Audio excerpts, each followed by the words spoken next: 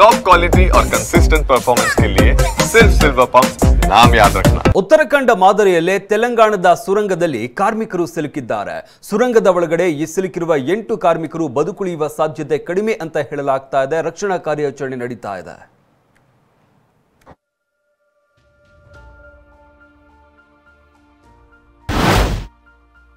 ಸುರಂಗದ ಒಳಗೆ 8 ಕಾರ್ಮಿಕರು ಜೀವನ್ಮರಣ ಹೋರಾಟ.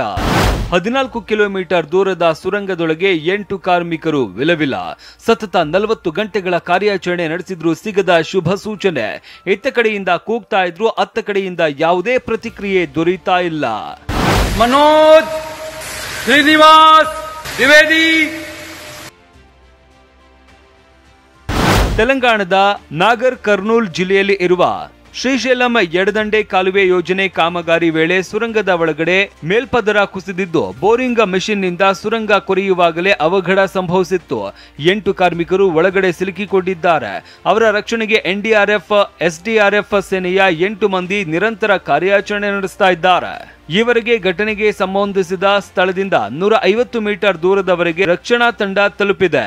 ಆದರೆ ಮುಂದೆ ಸಾಗುವುದಕ್ಕೆ ಕೆಸರು ಅಡ್ಡಿ ಆಗ್ತಾ ಇದೆ. ಅತ್ಯಾಧುನಿಕ ಕೊಳವೆ ಅಗೆಯುವ ಯಂತ್ರಗಳು, ಬುಲ್ಡೋಸರ್ಗಳನ್ನ ಬಳಸಿ ಮಣ್ಣು ಕಲ್ಲು ತೆರವು ಮಾಡಲಾಗ್ತಾ ಇದೆ. ಆದರೆ ಈವರೆಗೂ ಕಾರ್ಮಿಕರನ್ನ ತಲುಪುವುದಕ್ಕೆ ಸಾಧ್ಯವಾಗಿಲ್ಲ.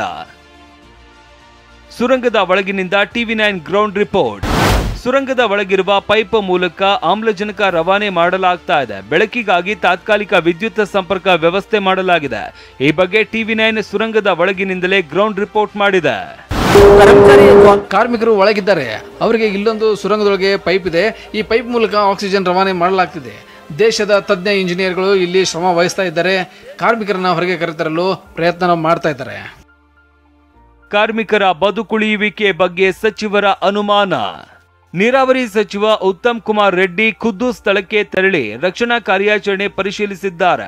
ಮತ್ತೋರ್ವ ಸಚಿವ ಜೆ ಕೃಷ್ಣರಾವ್ ಅವರು ಕಾರ್ಮಿಕರ ಬದುಕುಳಿಯುವಿಕೆ ಕರಾಳವಾಗಿದೆ ಅಂತ ಅನುಮಾನ ವ್ಯಕ್ತಪಡಿಸಿದ್ದು ಆತಂಕಕ್ಕೆ ಕಾರಣವಾಗಿದೆ. Chances of survival I can't predict. Chances are not that good. Any reply from inside? No, when you speak? no. They shouted many names. No response from the other side.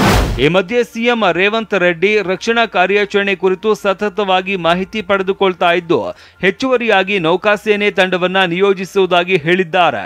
ಅದೇನೇ ಇರಲಿ, ಸುರಂಗದ ಒಳಗೆ 8 ಕಾರ್ಮಿಕರು ಜೀವನ್ಮರಣ ಹೋರಾಟ ನಡೆಸ್ತಾ ಇದ್ರೆ ಇತ್ತ ಅವರ ಕುಟುಂಬದವರು ಕಣ್ಣೀರಿಡ್ತಾ ಇದ್ದಾರೆ.